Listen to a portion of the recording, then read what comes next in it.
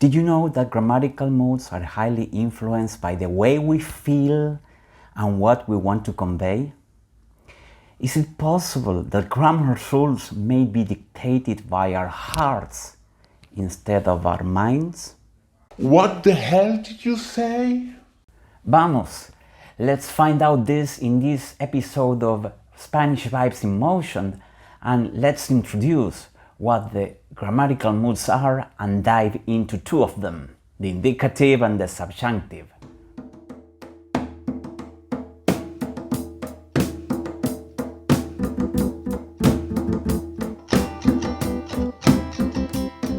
In Spanish, we have four grammatical modes that dictate on how verbs are conjugated, and these are indicative or evidential mood, which is almost present in all languages and that is used for factual statements or positive beliefs.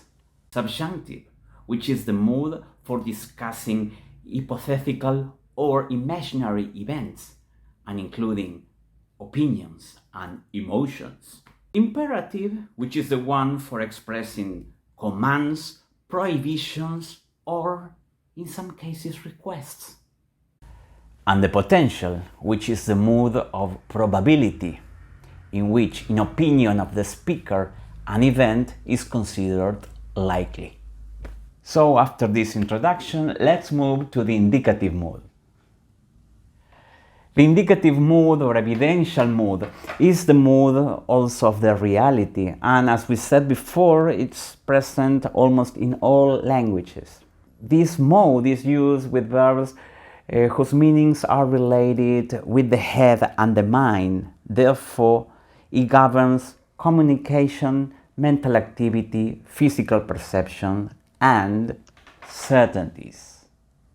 Let's see some examples. A case of communication. Alguien dijo que yo sé cantar.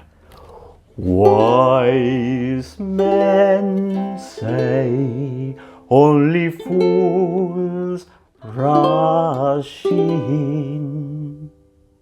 A case of physical perception. Siento que hace frío afuera. A case of mental activity. Creo que tocar esta canción en el piano es muy difícil. A case of certainty. Resulta obvio que este sombrero no me entra. So we have seen so far four cases where the indicative mood is used. Now let's move to the subjunctive. The subjunctive mood is linked to the lack of need to report something, either because that situation is already known or it is not relevant at all.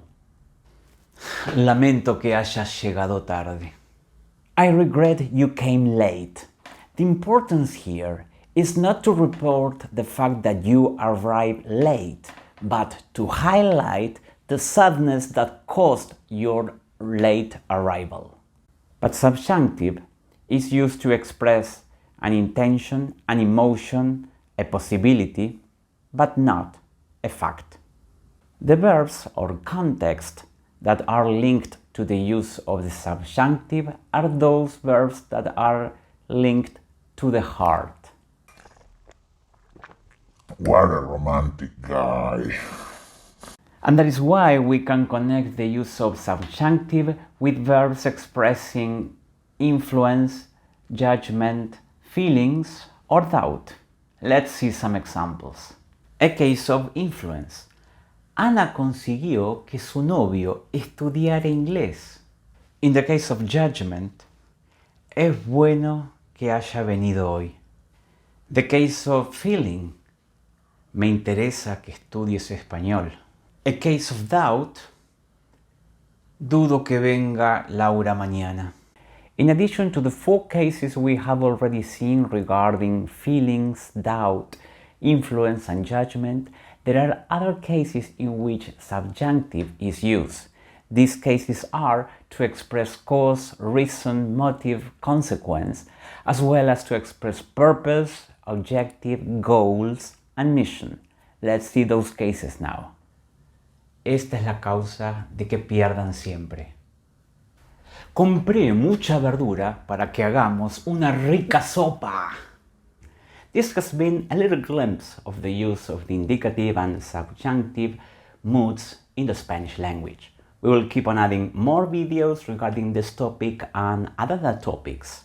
So any ideas, suggestions, or commentaries, please let us know in the commentaries below. Thanks again for joining us and see you next time. Adios!